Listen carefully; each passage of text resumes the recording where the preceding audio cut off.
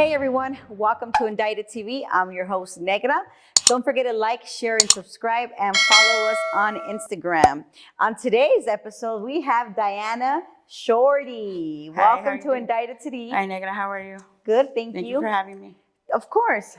So, tell us a little bit about yourself. Tell us where you grew up. Do you have brothers, sisters? When you were young. I grew up in LA, West LA, until I was 16.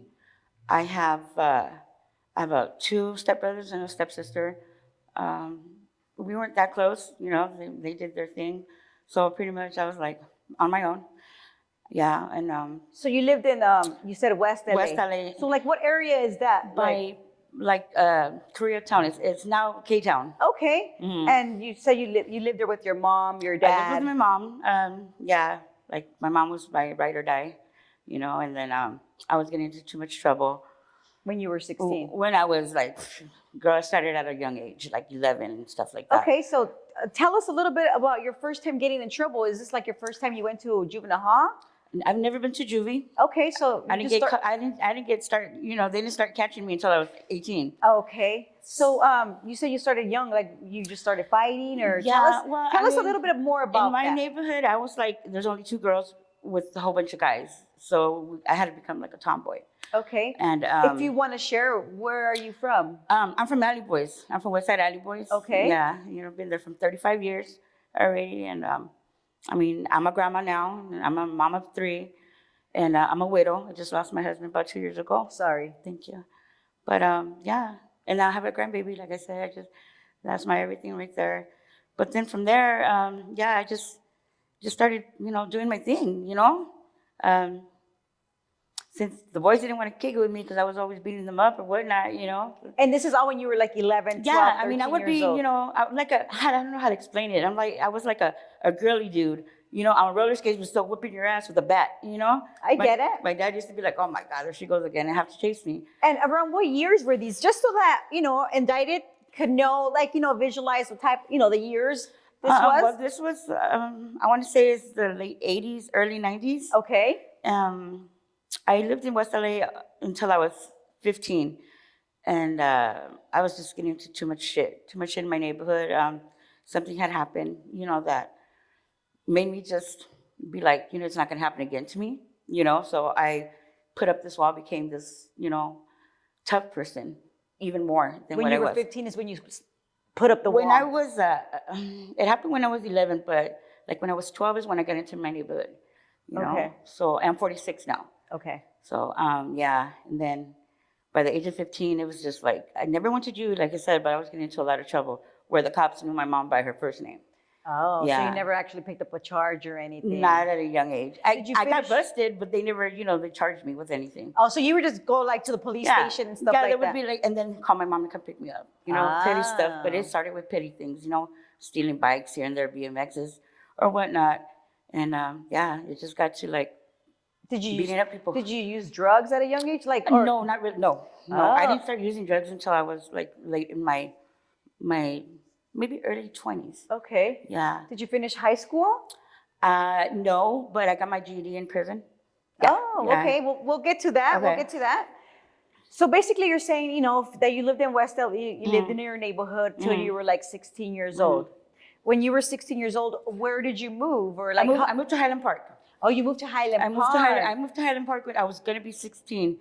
I moved to Highland Park, back of Franklin on Ash Street. I know exactly where that's at. And I didn't know nothing. I'd never heard of Highland Park because all I knew was my neighborhood. I didn't go out of my neighborhood.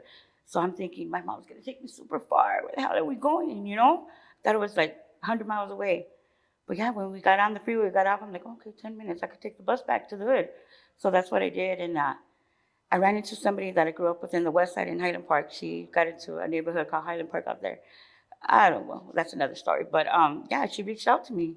Just like the next day that I moved in, nobody knew. Because you were I was young. going to be 16, yeah. So you were going to Franklin. I was going to Franklin. I went to Franklin. I was going to go to I went to Franklin, and yeah.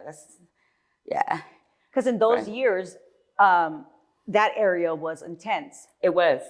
I thought our neighborhood was intense. But yeah, it was like, I walked into Franklin with feathers, dickies. I mean, I did not look like the other supposedly cholas there. They were all like hoochie mamas and stuff, and they all looked at me when I walked in like feathers.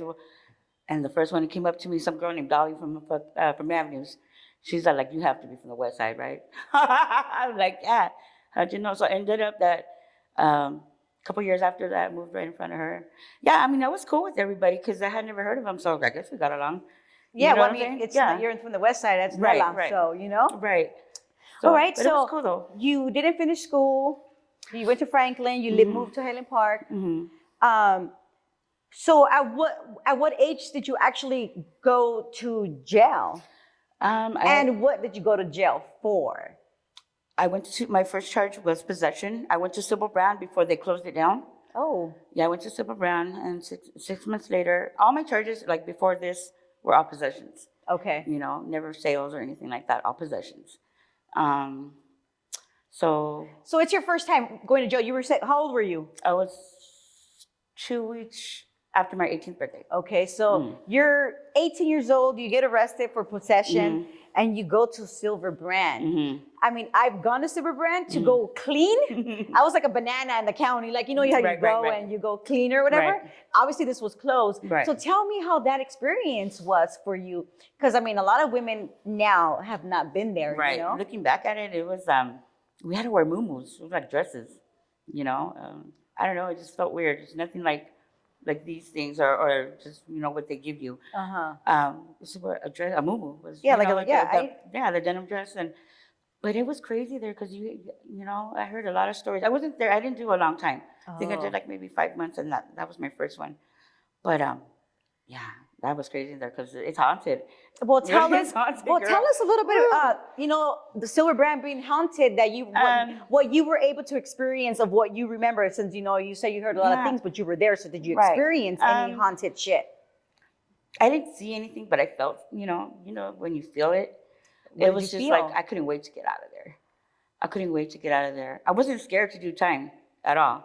I guess that's where it messed up with me. It's supposed to teach you a lesson. I just want to keep going back. Yeah. You know, but yeah, it was like, I couldn't wait to get out of there. I can't even explain it. If you've been in Silver Brand, you know what I'm talking about, but it's just, the elevators. Yeah, you can feel it. And you hear stories, you know, I don't know how true they are. Well, what stories did you hear? I heard that one of the guards raped, you know, a girl in the elevator and killed her. Another one threw herself off the chair and hung herself. Yeah, it was crazy. Oh my God. Yeah. That is scary. I mean, not scary. It's like, I mean, it's sad and I it's should have scary. looked it up. You know, I never really did look it up, but I believe it because a lot of people that, you know, tell me the same story that don't know each other. Yes. So I'm like, okay, it has to be true. You know what I mean? No, not everybody could be in cahoots. Come on, this is not another indictment. Let's trick shorty. Okay, so you did you were there for 5 months. Well, did you get out on probation or something? They just let me go. I did my time. It was. Oh, and you were still 18 years old. I was 18 still. I was 18, and then it seemed like every year or every other year, the next charge I got was another possession, but I went to Twin Towers. Okay, but these are possessions because you were already using? I was using and I was selling, you know, but they never caught me for. Of course. They never got for sales, you know. Yeah, you were using. You weren't selling. You were, I know, yeah. You know, just, of course. That's what my PSR said. Oh, shit. Yeah.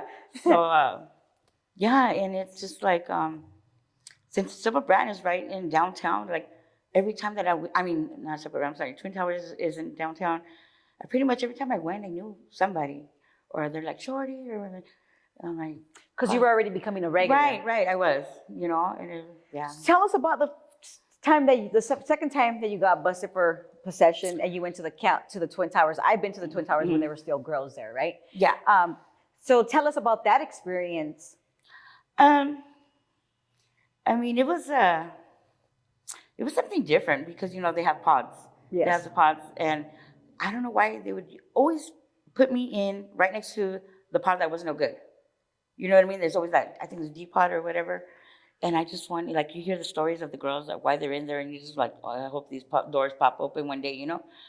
But it was cool because that's where I had got my first girlfriend for, you know what I mean? It was just like a thing, you know? Oh, okay. So it was cool because you got your first girlfriend. Yeah, it was just like some time to just kick back and, you know, repair myself for when I go back out in the streets. Yeah. So wait, I want to ask you. Mhm. So tell us what you mean about the girls being no good next Well, door. Give us an example what that means. Pretty much, it's like the women who get busted for like killing their kids, Oh. or there was oh God, you hear some stories. I can't even want to repeat it, but yeah, they're in there for abusing their children and all that, and children dying or really really horrific like ways. It's Yes. and you just want to just look them up. I mean, Yeah. No, I get. I get what you're I saying. didn't have kids back then. I didn't have my first daughter until I was like, I want to say 2 weeks shy of my 20th birthday. So I started late. In those days, it was late. Yeah, yeah, yeah. So yeah, but I would get into like arguments with the other pods, and it's loud in the county.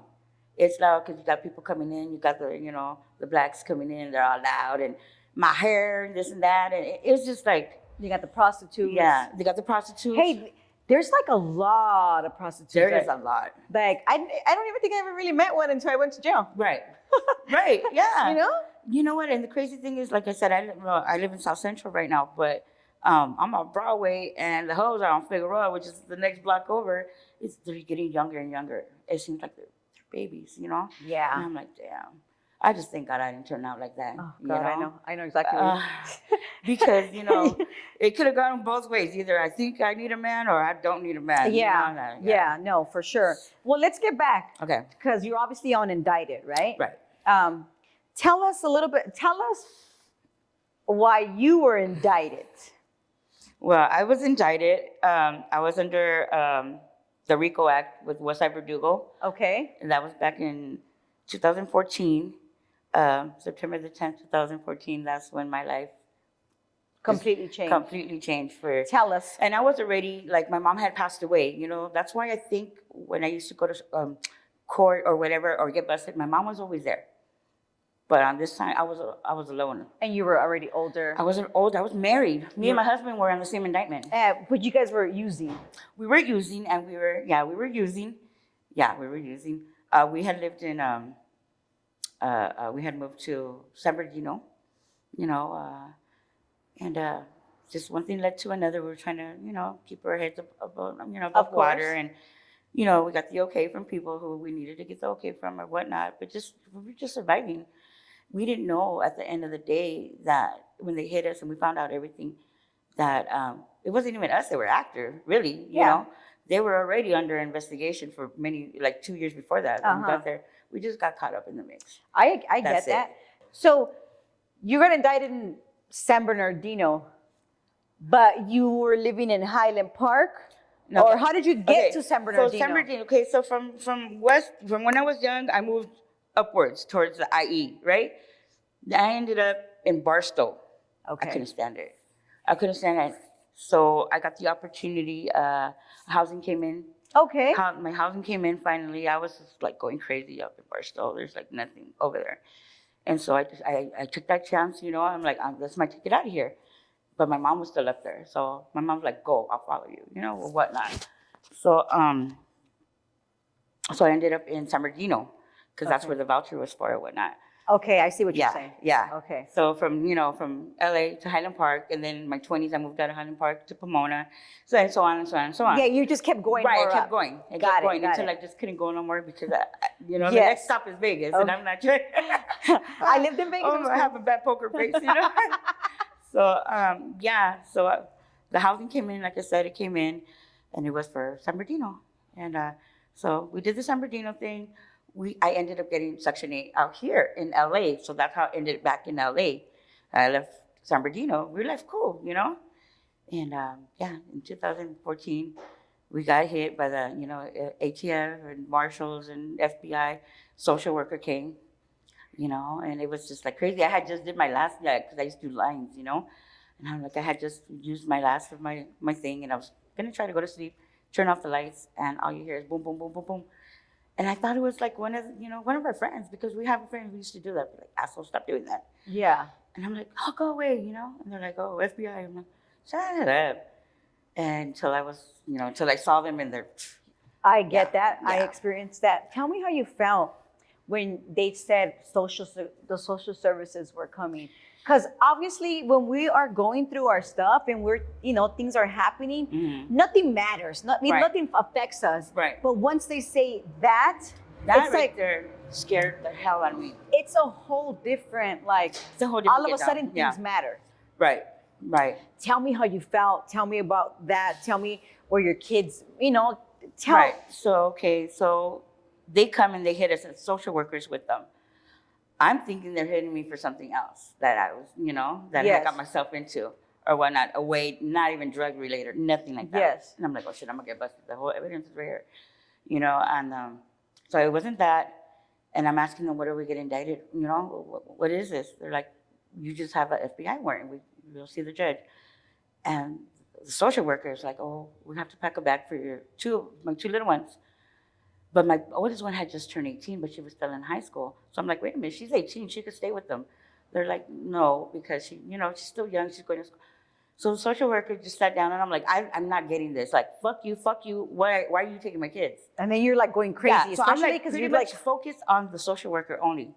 I don't give a fuck about the cops. Cops been there, done that. But I've never had to deal with a social worker that they're literally going to take my kids. yeah. And I didn't know where they were going to take. I didn't know where I was going. I had no idea I was coming back to San Bernardino. That I was going to LA. So we're passing like the Twin Towers. I'm like, where the hell are we? We kept going, But yeah. Oh, because it picked you guys up. We were the only ones in our indictment from LA. Okay. Yeah. So it was me and my husband. And my husband is, like, whatever it is, I'll take it. Well, mine. Whatever it is, I'll take it. Yeah, but when you get picked up by the feds, No. they want you to do Yeah, something. they're like, you know what? It's we can't do it this time because Yeah. Yes. That was my that's Of my course. client. I'm his Bonnie. But so he's seen that they're taking my kids, and they're crying. They don't know what's going on, and I'm crying. And social worker, you know what? I give it to her. She was cool. She was cool out of everything. She's like, look, calm down. We're not here to take your kids away from you for something that you did. We just don't know what's going to happen with you. That's all. And so they took them, and I just asked her, just please, whatever, keep them together, And she said, just do what you have to do, and they'll be here. That's hard. I don't know what the hell I'm being indicted for. I don't know what the hell to do, Because, you don't know, but you know that you've done so Right. much shit that you don't even know what is going to hit you. The feds are a whole different get down from county, any other charge that I've ever had, And I was like, I kept hearing people saying, oh, no, well, they don't transport for child custody. Feds don't transport. A lot of girls lose their kids. So I'm like, fuck, And then I had no bail.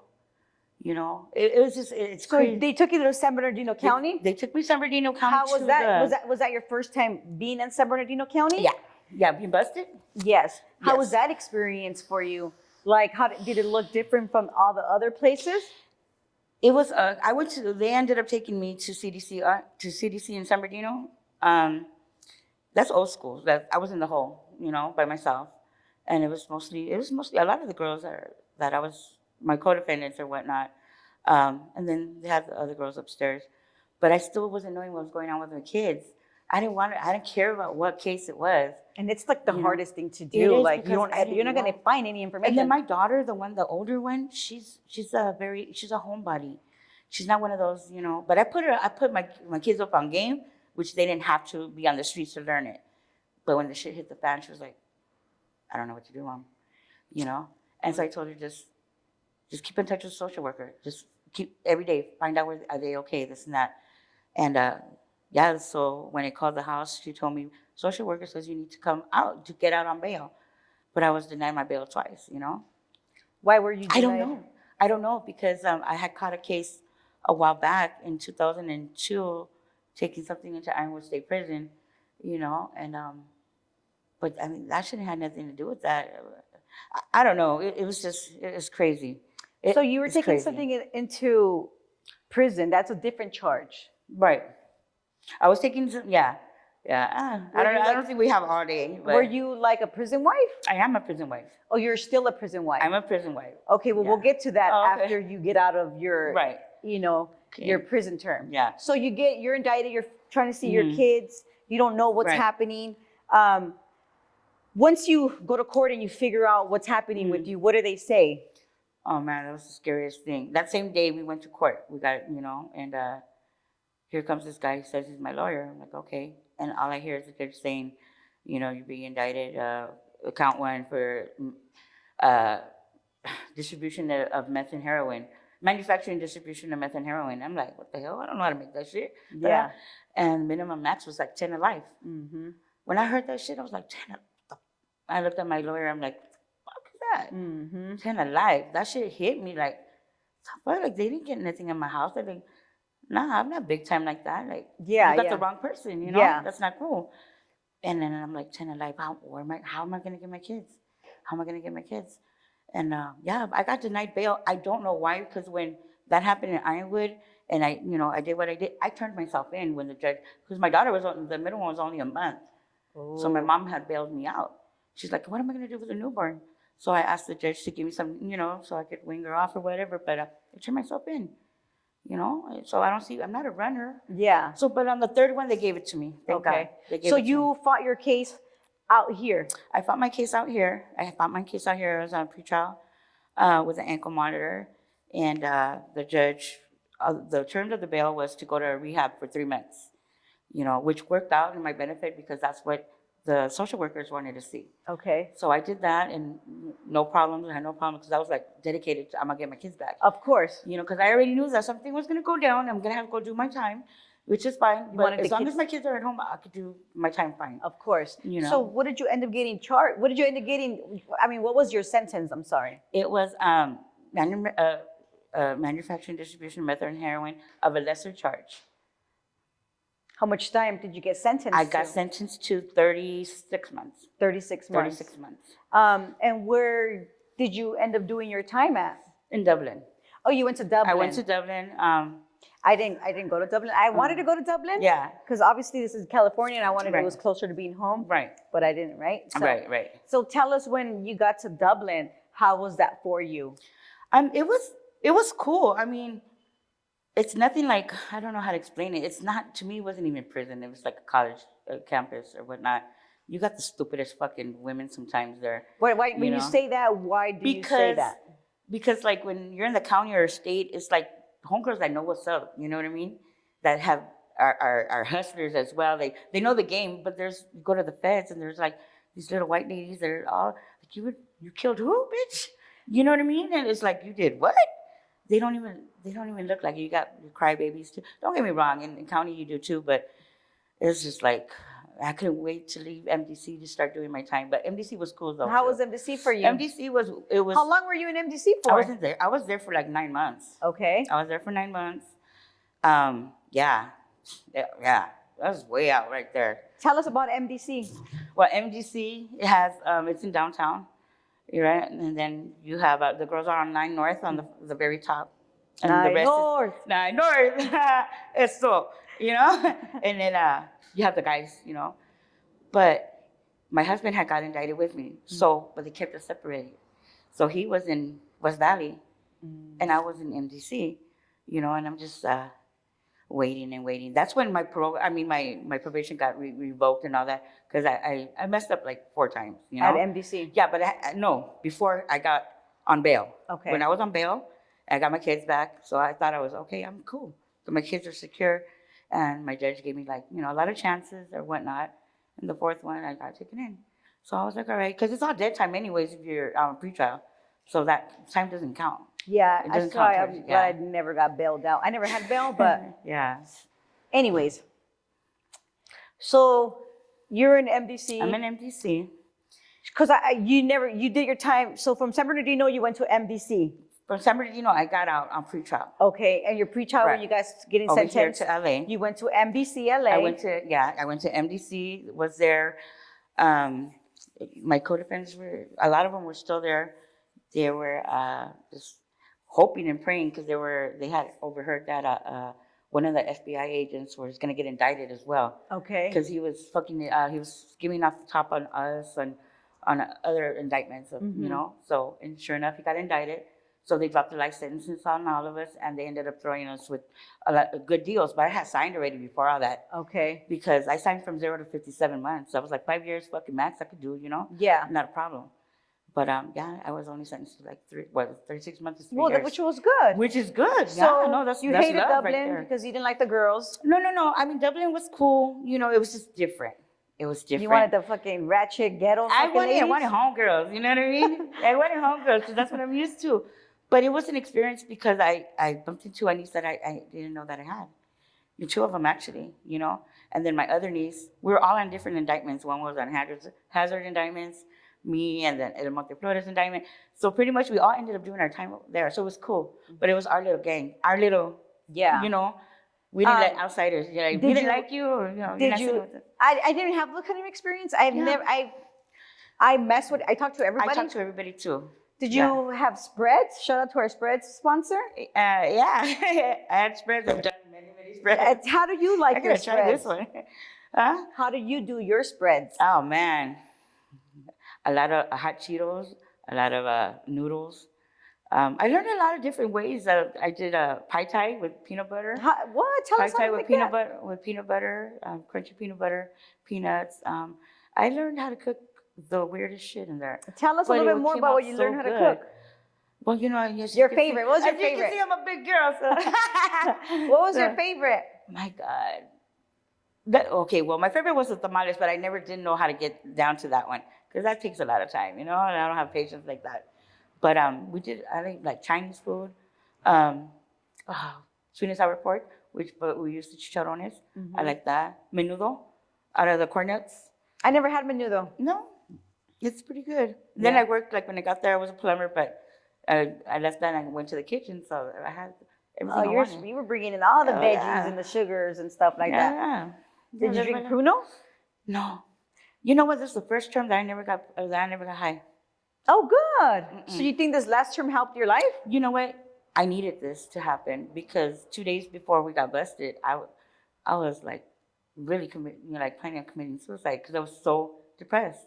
Ask me why? I don't know. Well, I was just done. I was tired of being tired. You know what it is? But I needed that push. I feel like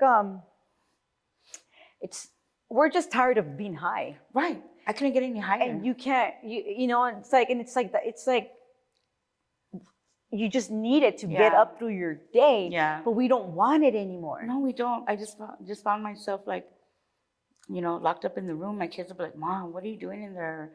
And I'm like, "Man, I need somebody to help me." So somebody was listening, but I'm a hard-headed knucklehead, and I had to learn the hard way. So they stripped me of everything, which is my kids, and so I had to literally work for everything back. Well, which worked out in my benefit because I needed that.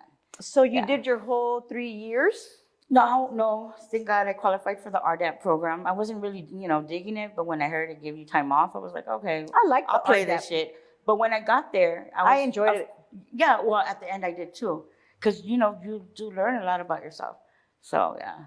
Craziest thing you saw in the county jail? When I saw somebody hang themselves. Yeah. You actually saw somebody and you weren't... Well, we came out and the body was hanging right there. Oh my God. Yeah, she had passed away already. That was the craziest thing for the county. Because you actually saw. Because I saw it, yeah. I talked to her not too long before that, and then when I hit the other county, which is in Riverside, it's open where you use the potties or whatnot. And somebody had asked me for a razor. I think we're going to shave their legs. And I went and she was cutting herself. And so I kind of I got into a fight with her just to get that out of her hands. I don't know what, I'm the type of bitch, I don't give a fuck if I don't know you, I don't give a fuck about you. But something said why are you doing that? She needs help. You know what I mean? I'm like a helper? Yeah, I find myself like that too. Like I leave the county with new kids. My husband's like, how many kids we got now? You know how you have your prison kid? So that is very, very extreme. I've only got into one fight. The whole time I was busted. Like every time I would get busted, no fights at all. No fights but one. The one you were trying to save?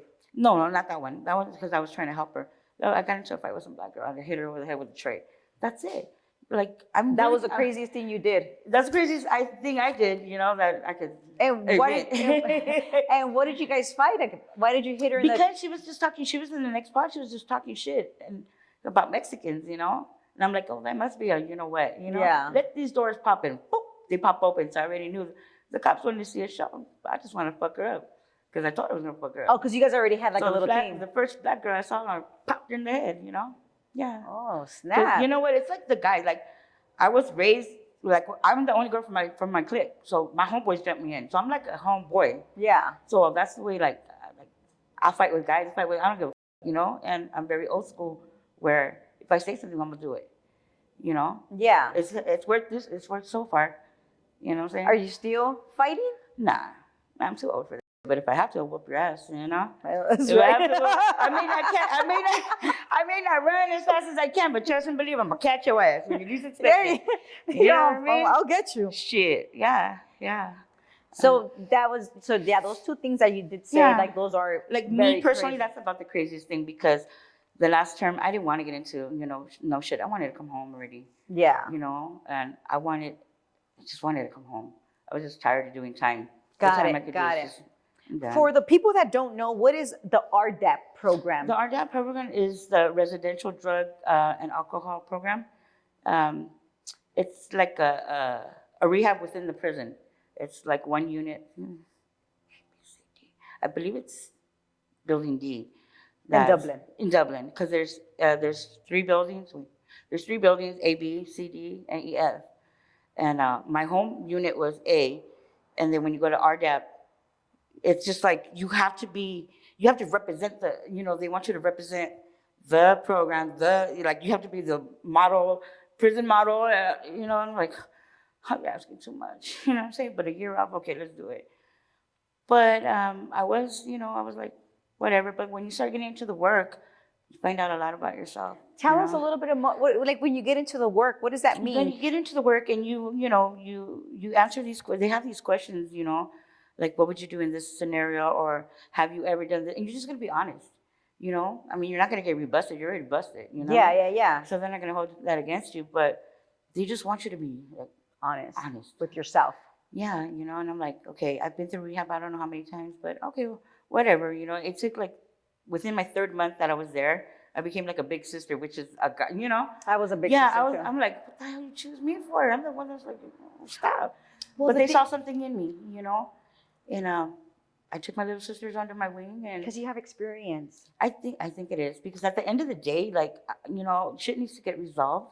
Like with my husband, I was like, we can't go to sleep fighting. We can't do this because I end up hating you in the morning either. Yeah. So let's go back to the RDAP, right? Yeah, RDAP. So you became a little sister, meaning that you were I became a big sister. Right. Which means it's that a 9-month program. Yeah, that you were a leader and you had girls under you that you would guide and make sure that they're on top of their stuff. Like hey, are you? But you know what? Doing that program, I mean, okay, I was like, all right, let's try this big sister thing. There's a lot of petty fights. And you would have to go into a room and with their big sister and talk it out and and I'm like, do I really want to do this?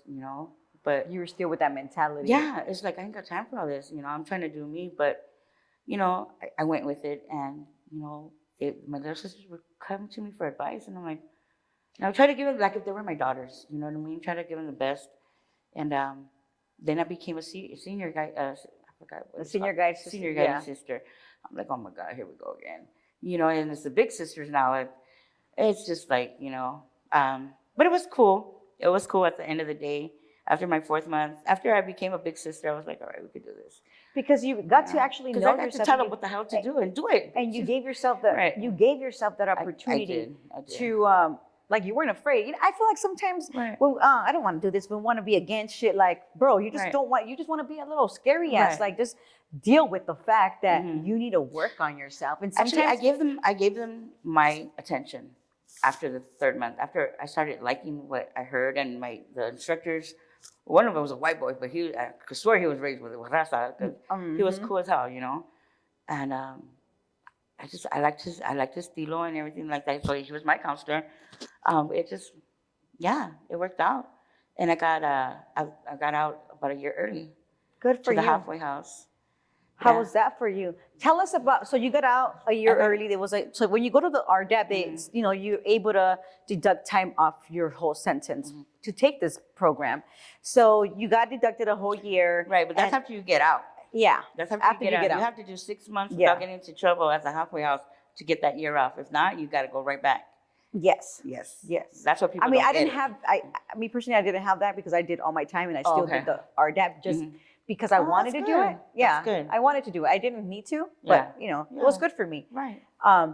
So when you got your date, how did you feel? Like, did you get visits first of all? I only got one visit. Dublin is all the way by Oakland, and my kids were still out here in South Central. And it was just my 3 kids, and they didn't have a car or whatnot.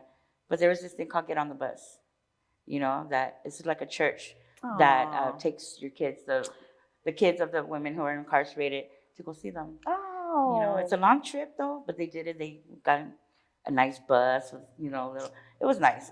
They had a nice time. But it was like a bittersweet thing, you felt fucked up, huh? I was happy that they were there, that they made the trip, and they were happy to see me. But the hard part is just watching them leave, But I didn't know that I was coming home soon, I knew I wasn't doing the 10 of life. Oh, then they want to hit me with another 10 of life, because they want to hit me with a career criminal.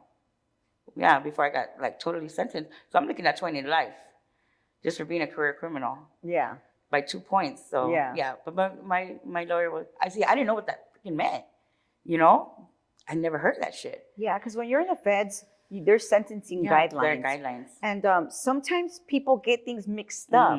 Like they think, well, obviously there's always a snitch, right? Always. But a lot of the times, these people don't do all those years because people don't even snitch on them. They think, Right. but they get so much time because they've been in prison so many times that their sentencing guideline is so high. Right. And sometimes us humans, we get stuck to that. Oh, well, he told on me. Like, that's why I did all this time. Like, sometimes we need to not think that way. Yeah. Because, I mean, probably told on this person, but didn't tell on you. Right. But it's just, the person that's told no good no matter what. Right, But you get what I'm saying? Like, what I'm saying is like, for sure. And like the sentencing guidelines is not because of other people. It's because of your life. Yeah, Your exactly, time. exactly. Your shit that you've done. Right. You know what I'm saying? Right.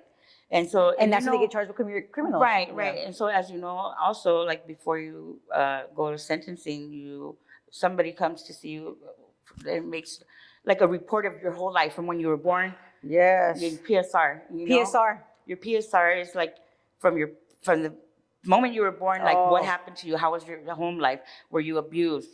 And you got to put everything down, and it like everything that I've been through pretty much got me the time it got me, because the judge, she felt for me. She's such a good judge. I told her, thank you for giving me the chances. When she revoked my bail, I was like, okay, let's go. Because if I leave this building, I'm gonna go get high again. It was just like that.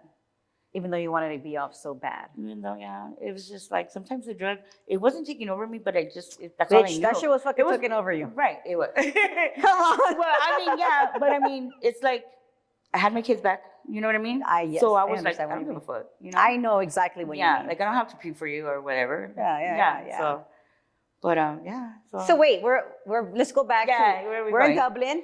Dublin. You're about to get out. Dublin was a long ass way. You're about to get out. About to get out. You get out. Do you take the Greyhound? No, we took the. We did. Yeah, we took the Greyhound. And it was like a 14-hour drive, I believe. Yeah, and I left everything behind, except my pictures and whatever, my grades. That's all I came home with. I didn't want anything else from there. And you went to the halfway house. And I went to the halfway house. My husband, like I said, he got indicted with me too, but he fought his case the whole time through the county, so he never went to prison. Well, when he got the same time I did, so when he got sentenced, he had time served.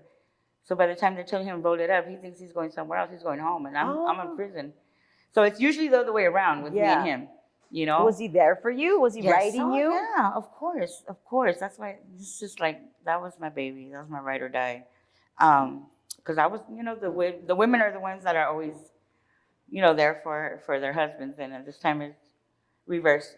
Well, that's good. But he was in his addiction as well, but he made sure the kids had what they needed, and then his drug came last. And I don't know. I mean, at least you said that. Most of the time, the addiction comes first. Yeah. I mean, trust me, in the beginning of our marriage, it was like that. But we had this understanding because I was an addict too. I didn't do what he did, and he didn't do what I did, so we were cool. you know. But I mean, you guys thought you were cool. we thought we were cool, you know what I mean? Because when he's asleep, I'm awake, you know, and stuff like that. Oh, But, no. but I just like, I understand. I felt like I wore the pants in the family, even maybe because he let me, you know, and I'm like, I would look at him like, how the hell did you make it to state prison?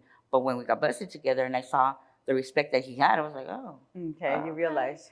Okay, return. Okay. What you know about that? You know? You're funny. But yeah. So you get out, you were in the I halfway get out. house. My husband picks me up from the Greyhound station in LA, and you have like a certain time you have to get there. But our bus was running late, so I asked somebody to, you know, if I could borrow their phone, and yeah, she's like, yeah, as long as you come before 5 o'clock in the morning. I was like, okay, babe, let's go. You know. See, but sometimes just thinking like that is what messes us up. Yeah. Like, and you know what he said? He said, no, I'm gonna take you straight to the halfway house. good. I was like, You're oh, you fucking dick. Yeah. But you know, it's like when we're getting out, if we're already in the Greyhound and we're already thinking like, okay, I'm gonna do this here before I go to the halfway house, like you're already messing up. Exactly. You're like bound to mess up. But I wasn't thinking that. I just wanted to go, you know, make love to my husband. Oh, shit. But at the same time, you know, we get on the Greyhound and to the middle of the road of the trip, there's somebody hitting the pookie in the back of us. Yeah, and I was like, dude, I gotta go test. Like, stop, don't do that shit. Oh, wow. How am I to tell somebody else not to smoke dope? But I didn't want that in my, you know, I didn't want to go back for no reason, for a stupidity. So you did your whole 6 months at the halfway I did house. my 6 months, and I got my time off. So good for you. So my date, I think it was June. I think it was in June 12th. On June 11th at 11:59, I walked out those doors at 12 o'clock. I was no longer in BOP custody. Good for you. Yeah, but then I had 3 years probation. That's another story. Yeah. I kept fucking up on that one. Tell us about that. I kept messing up on that one. My husband and I, you know, and my husband and I, we went back to our day streams or whatnot, and so I went up against the same judge. You know, she gave me love, and then they took my husband in 1 week, and the next week I get busted. So, but now we're both in MDC. So you know how that goes. Everybody has. MDC is crazy. You know, there's like they just see you in the tank. You're not even upstairs yet, and they're like sending word. That's my girl. I'm gonna get with her. Like what the hell, you know? And so when I came in, my husband was already there. He got violated. So I walk in. There's some guys coming back from court. I'm like, who's in 6 North? You know? So I'm like, tell my husband that his wife's here. So when I got up to 9 North, I already had all my shit there. You know? Yeah. And I lived right there with my husband. Under. Yeah. So I was like, "Boom, homegirl, you gotta move out. You gotta move out because that's my dude. This ain't no prison shit. We got 3 kids." Okay, so you're back at MDC. You got violated, right? You walk into MDC. You're seeing the guys, and you ask, "Hey, who's in 6 South, 6 North?" Right. Yeah, he was in 6 North. And then you go and you live right on top of him. You know what? It was crazy. Yeah. So we're 9 North, right? So yeah, so like 3 floors there. It was cool because he didn't know how to open up. He didn't know how to do all. He was short, you know. So he couldn't reach the bed. You know, he'll be on his tippy toes, and I'm like, babe, you know, no, there. So ignore that. Every morning we would, you know, and we're like, oh, how sweet. Like, yeah, that's my dude. Like, we're actually married. Did you guys do your Thursday visits or Wednesday visits? No, you know what? We were getting around to doing that, but then we got out. Okay. Yeah. So you didn't go back to prison. You just did a violation at MDC. Yeah, I just did a violation, you know. But when I went back to MDC, it was like a whole new get down. It was like a madhouse in there. As far as what? As far as like when the first time I was there was structure. As in like, you know, there was this lady named Miss Hayes. I don't know if you know her. The black lady with the, yeah. She probably ended up liking me. But me too. No, but she was nice. She was just a little let me tell you, Miss Hayes, I love Grinch you. looking lady. Yes, her braids weighed more than her. No, she would go like this. Yeah. Oh, hey, Miss ladies, Hayes, you know, this and that. And she'd be like, shorty, what down? You on the toilet again? And I'm she was nice. And I but people, she was my husband's here. He just got here. She goes, okay, just go. Make it quick. Make it quick. Because she had to give me the news that my dad had passed away.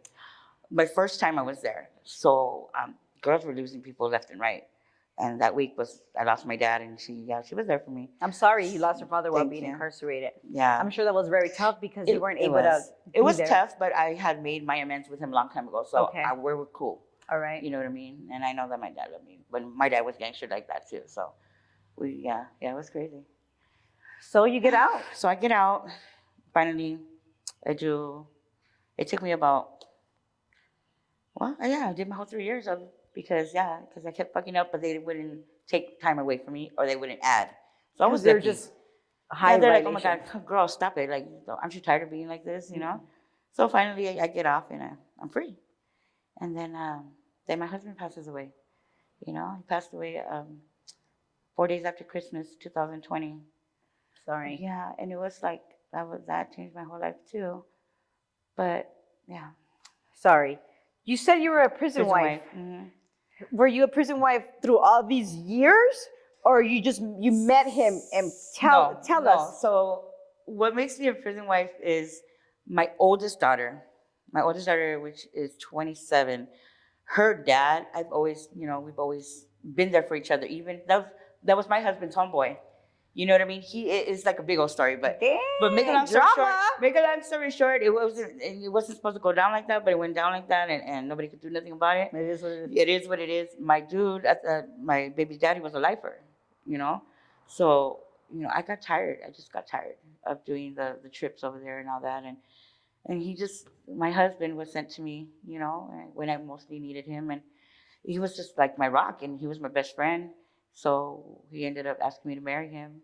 And he's like, fuck, whatever happens, if I meet the homeboy in the back again, let's do this. And I'm like, I got to start thinking about myself because I don't know if he's ever going to come out, So me and my husband were married 15 years. Okay. But I always kept in touch with my baby's dad because he was a good guy. Okay. And you were just there. He was there. That was your daughter's father. My husband never told me, do not, don't answer his calls. No. Well, he respected him. Just respect that, and so I did. And then my husband passed away, and then my baby daddy calls me the next day, and I had to tell him, because he was like still my best friend, and he said, I'm coming out. He's got a date now, and I'm like, because of the new laws that are coming out.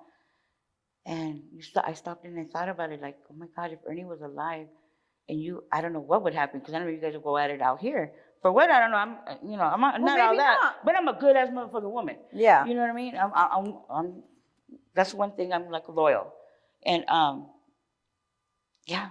so he said, you know what, babe, I'm coming out. Let's try this again. And I've always, he's always claimed me as his wife. So, and then we have a kid together. So we're going to get married. But he only has 3 more years to go. Well, good. He has 3 more years by the time he gets out, he would have done 34 years straight. Do you go visit him up there? No, because, since I got married, I respected my husband not to do that. And my husband just passed away, and my house has been chaotic ever since. And so I have to ask permission because of the charge that I got from the Ironwood when you were trying to take. Were you trying to but take? They gave me back my visit 6 years after when he hit Delano. Yeah, it was just like I stopped seeing him when I got married. So 15 years went by, and you got to renew your visiting thing every so often. So that's the only thing. Yeah, wow. And I don't know if they're tripping about this charge or not, but I was honest with them, when he goes off the thing. But they have tablets in there now, so we video chat and all that. So I'm not really tripping. Oh, well, that's cool. Yeah. And where are you at now in life? Like, your kids. Tell us a little bit more about yourself. Right now, I'm doing me. I'm focusing on myself. What is doing you focusing on yourself? My health. Good. I'm taking care of my health. I have getting older, you get certain, cracks and nickies that are not working anymore. So, I have really bad arthritis in my knees. So I'm going to get that replaced. I'm going to do a whole mommy makeover, little by little. It costs. But it's time to do me. Like everybody says, do you, Mom? I'm like, I don't know how to do it. I do you guys. I don't know. I don't know how to do me. So I'm learning. Yeah. I don't know if you're going to want to answer this, but I have to. Okay. Are you still using? You know what? I'm not going to sit here and tell you that I haven't dibble-dabbled, but it's on very rare occasions. Okay. But you know what? It doesn't do the same, so I really... Maybe, I think ever since I've been out, maybe 3 times, Okay. you know, and it didn't do nothing to me. So I'm like, I'm cool. And thank God it didn't do nothing to me. Thank God. Thank God. because I know what it could do to me. I know exactly what you mean. And I think mentally I'm ready. I'm ready to say no. I'm ready to be Good like, for what's up? you. You know, like Like you're if not going somebody, to take over me this time. yeah, you know, there's Yeah, somebody it is a battle. It's a battle though. I think it's a battle that you No. have to, we have, because, you know, me, myself Right. as well, have to fight for the rest of our lives. Like, It's, you know, it's a, how they say rehab, well, in general, it's day by day. it really is one It's day at a time. by day, you just one day at a time, take it one day at a time. Yeah. It's so true. And even when you get out of jail, like it's literally one day at a time. Like we can't get out thinking, oh, we're gonna do it and accomplish everything in one day. Right. Because it's I mean, it's possible, but I mean, You would really have to be some good shit to do it. no, like not even that. Like you have to have money and people to give you a job and already have money, like a car, things like that, because a lot of things, all those things are not given to you. Right. And it's like we want to rush and do things, and in the process of rushing, we mess up. Well, right. You know, like I haven't lived my whole life like this. I've had good jobs. You know, I've had a good job. You know, doing this, supervisor of a department. And it's like, if I put my mind to it, I could really do it. But right now, it's just like I don't have much, but what I have is mine. Of course. You know what I mean? And I don't have to watch my back that the feds are gonna come and get it. Of course. Because I earned that shit on my own. I know exactly what you mean. You know what I mean? And it does feel good to earn your own stuff. Yes. Like that's what I try to instill in my kids as well. Yeah, you know? For sure. And it's like just waking up, no matter what stress we got, no matter what, that's always gonna happen, right? Right. Just waking up and like, hey, thank you God, you know, and being sober and drinking our coffee and just our little routine. It's what makes us happy. Yeah, it does. It does. And you know what? Like I've messed up so much in my life for myself that like the day that I'm no longer here, I don't want to stand in line in heaven and be like, look, this is I plead my case. I'll be like, we're good, right? Like I'm trying to give, like we're good, right, God? Am I coming in or my am I husband's staying waiting out? for me, you know what I mean? Yes. So I'm trying to I humbled myself. The only time that I'll ever like, if you hurt me or my kids. Yeah. Other than that, I could give a fuck what you think about me. Of course. Because the day you stop talking about me, we got a problem. Yeah, right? You know what I mean? Yes. Yeah, so. Is there anything that you would want to say to, you know, the viewers? Anything that you would want to share? You know, positive, negative, whatever it might be, you know? Like I think it's, you know, take it slow. You know, money comes and goes. And just be true to yourself. And hopefully you never find yourself in this position. If not, if you do, you know, it's like, God bless you. You know who helped me? It was my higher power. You know, I've always said, I was a 911 caller as God, please, if you do this. God, please, if you do this, I'll do that. You know, I don't make promises. I just, you know, I have that understanding with him now. You know what I'm saying? And I'm good with that. I'm good with that. You know what I mean? And yeah, just be there for your kids, because I'm dealing with some stuff with my kids right now that, yeah. Would you like to share? Maybe another mom is going through the same thing. Well, you know, I think ever since, because my husband of 15 years when that passed away, I got together with him when my 16-year-old son was going to be a year. So he pretty much raised him. That's his dad. That's his dad, you know. That's his dad. And it hit him hard because now he's a dad at 16, you know. I have a beautiful grandson. But he didn't have the opportunity to still be a kid. So it's been hard because his girl's, you know, 16 as well. So the two babies having a baby. But, and he's running the streets. You know, I don't know. He's not open with me enough. But I try, be open and don't be judgmental. Yeah. You know what I mean? Because you've been there, done that. Yes. And I do understand. Yes. But no matter what, they know that what I am about, at the end of the day, I'm still their mom. There's certain things they don't want me to know. And I get it. Yeah. And I get it. Just, you know, be a friend, but, you know, be that parent, too, that they need. You know, even though they don't want to hear it or they lash out, that's what they need. Yeah. He told me the other day, well, be more of a mom. The hell? And that's, you know, right now, that's exactly what I was about to say. I'm trying to do the best I can. Sometimes we mess up by being too much of a friend to our children, because we want them to love us or like to trust in us. But in reality, it don't matter. I'm the mom and I don't need you. We don't need to be friends. Yeah. And I see that a lot of times, like as far as like, moms being like that with their daughters, like letting them run wild. And then it's like, hey, you weren't my mom. You were more of my friend. You know what they do throw in your face, as in I felt like, oh, there's time I have to make up with them. You know what and I'm tired of them playing that card. I'm here now. Don't, just leave the past in the past. And, just let's work on from today. Here, I'm here for you as much as I can. But I'm not going to sit here and baby you anymore. Of course. You know what I mean? Because I did what I had to do, and that's another thing. It's like we were homeless at one point. You know what I mean? But my kids went to school every day. We never had to sleep on the street, thank God. So, I mean, Oh, that must have been rough. but people have it worse than we do Yes. at that time, and my girls get it. But my boy, too, I just know he misses his dad. Because everybody I talk to of his friends, like, it's his dad, his dad, his dad. Yeah, I miss my husband, too, but I get it. You know what I mean? Yeah. I get it. Because that was his everything. So, but yeah. But he has a little son. He has a son now. And I told him, now be the dad that dad was to you, to your son. You don't want him running the streets or doing this and that. So I don't want to hear the B word out of your mouth, Yeah. Because that's the first thing. The kids are sponges. And this time, it's a whole different get down with the grandma thing. Yeah. I don't know if you're a grandma yet. No, But thank God. everybody's always told me, wait until you get your first grandbaby. It's a whole different love. And I'm like, but it is, and my kids don't understand. This is my second chance to do right, so that's the way I felt. So, yeah. Well, thank you for being on Indicted, Diana. Thank you. Thank you for sharing. Thank you. Anything else you'd want to say?